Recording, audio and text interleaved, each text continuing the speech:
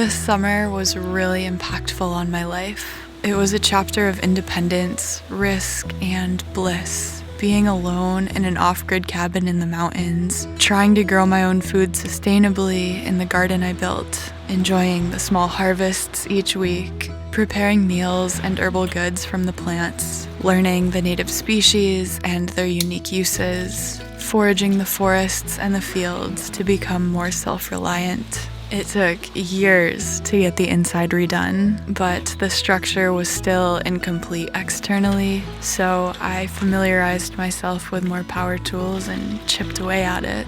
There were a lot of days I felt really overwhelmed, or just too hot to continue, or the bad, stormy weather would come and halt progress. But each day brought me closer to completion. I worked a lot of days and nights in a row, but it was so satisfying to watch it all come together. One shake and one nail at a time, back and forth between staining and installing. So once that wrapped up, I built the ramp down to the cabin for future wheelbarrow and sled access as the projects continue. And around that time, we were moving into the old A-frame cabin to live full-time with more space and begin renovating it a bit, though there's much more coming. Honestly, the surface hasn't even been scratched.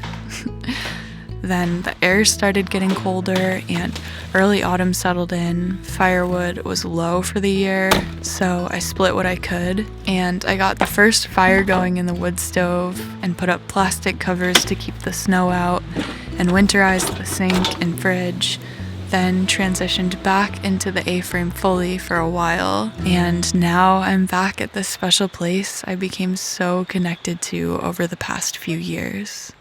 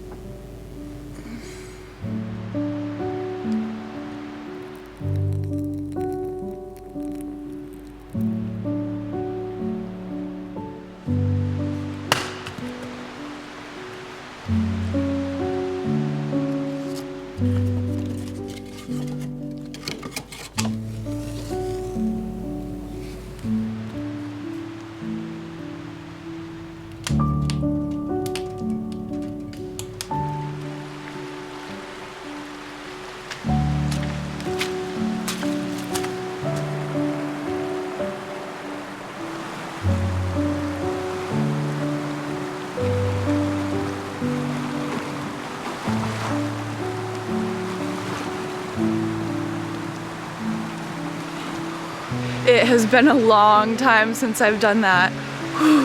You know what it's like? It's like when you go outside and it's really cold and the air sort of stings your nose at first, but then you adjust a little and you take a really deep breath and you're like, oh, this feels so good and refreshing. Oh, I needed that. I really needed that. That's one of my favorite feelings. I was feeling a little bit groggy this morning. Not anymore.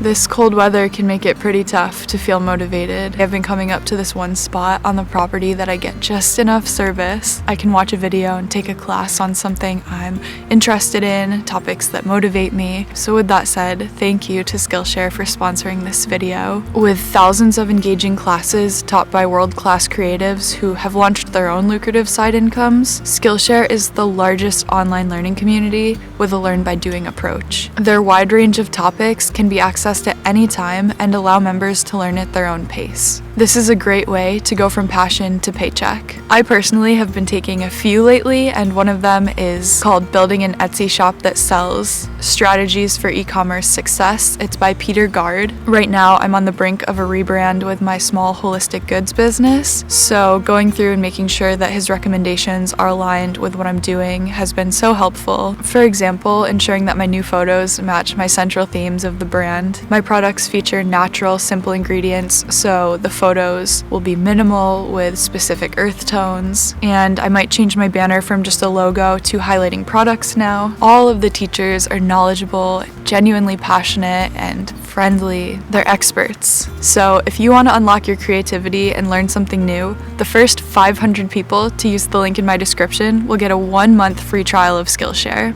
Thank you again to Skillshare for sponsoring this video.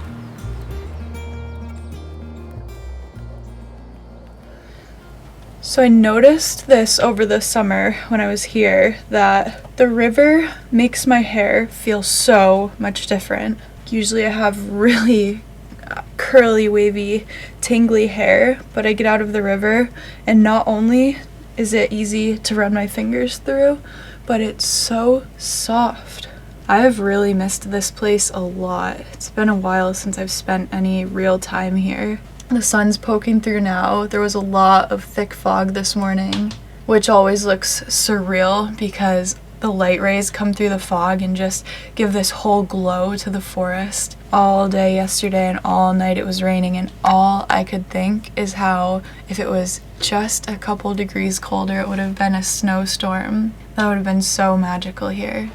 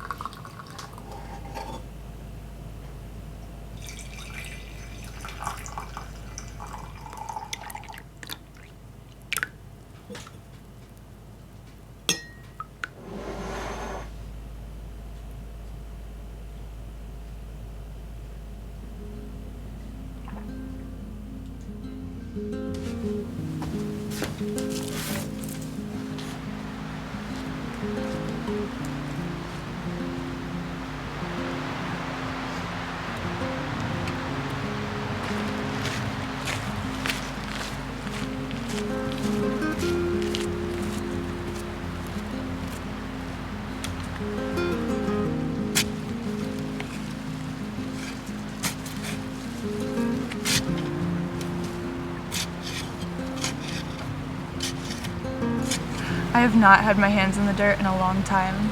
I'm planting garlic in the bed right here and also in the ground in this circle patch. That's where I did it last year, or last growing season, and it worked out really well. Actually, I still have some of the garlic in the kitchen that I'm going to use today. So this part's ready to go. It's nice and loose. When planting garlic, I use my hand and my thumb, so a hand's width apart and a thumb deep into the earth. Traditionally, it's probably too late in the season to do this, but the weather patterns are really weird and the soil temperature is still good. You know, I don't know the fate of this garden now that we have the A-frame, and I want to put all my love into that and build a better garden. This garden's really hard to work with, down in the pines, hard to get sun to, hard to get water to, and if I'm going to live out my goal of growing most of our produce, that success will probably come at the house since all the conditions are better. But since there's no garden there right now and I want garlic this year, I gotta get it in the ground. This isn't the end of this garden, of course, either. I just need to figure out what I'm going to do with it, what the plan is.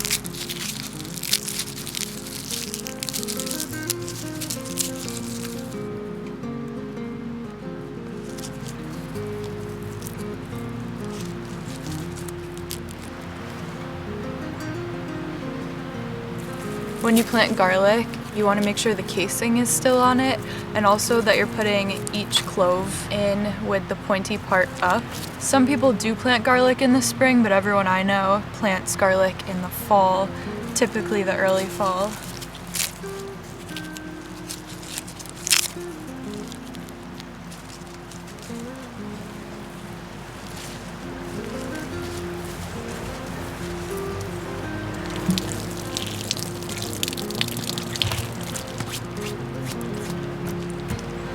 I only had enough garlic for the bed, I guess, so I'll come out and do the patch in the ground another time. And just the reason why you don't want to put it in without the casing on is because it's going to be in the ground for a while. There's a lot of moisture exposure, so you don't want them to rot. I have at least a dozen in the ground here, so that's a good start.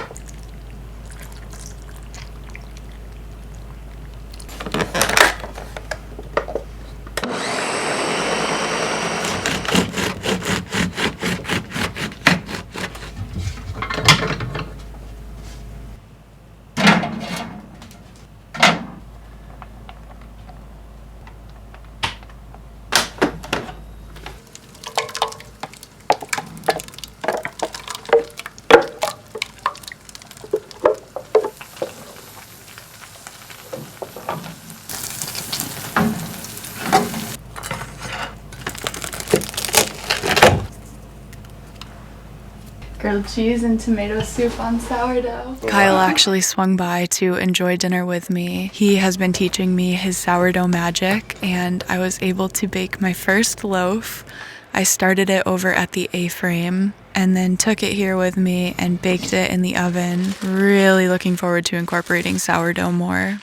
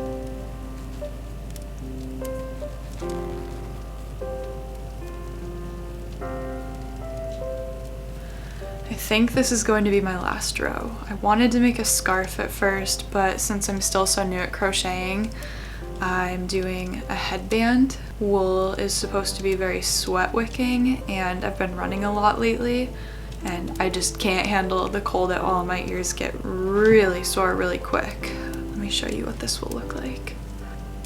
Something like this. I'm not sure how to close the back. Maybe I'll just tie it to begin. Or I could do a button. I did that when I made Kyle a headband out of old blazers I got at the thrift shop and then cut and sewed them. I even could maybe just crochet these together. Anyways, I'm doing this single stitch pattern. Sort of puts me in like a trance at this point. I'm really fascinated by the idea that you could have your own sheep and shear them, spin your own yarn from the wool, and make clothing or accessories, just every step of the process being homemade. Just so much love infused in stuff like that. Oop, okay, came out of the loops. It's a dream of mine, all right. See if I can get myself back in here.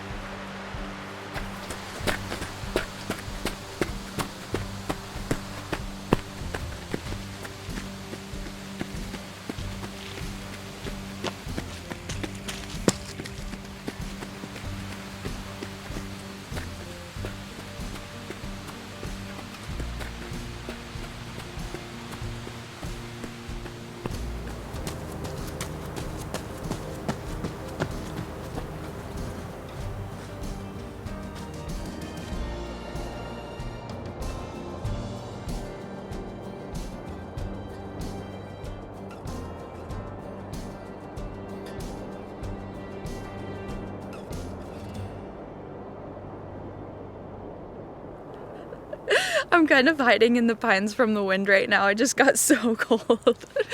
My ears feel good though. This is working well. I'm happy with how it came out. I was walking around the field a little bit to cool down, and whatever sweat was left on me is really making the wind intense. I stitched this up this morning, connecting the two ends. Didn't know how to really, just went for it. Sometimes when I do things for the first time, I like to just test myself and see if I can figure it out. And I went for a run and it's holding up. I mean, I'll learn as I go. Well, the sun disappeared. I think we're getting to that point in the year where most days are overcast and cloudy. I've been trying to run as often as I can, almost daily. My sister has me on this kick because she's doing a marathon, and I never used to pin myself as a runner, but this time around I've been really gentle with myself, doing a good pace and focusing on my breath. I can just go so much farther than I used to be able to, and it feels really good. I gotta get back and warm up by the fire for a bit. And then I have some work I need to do on the land.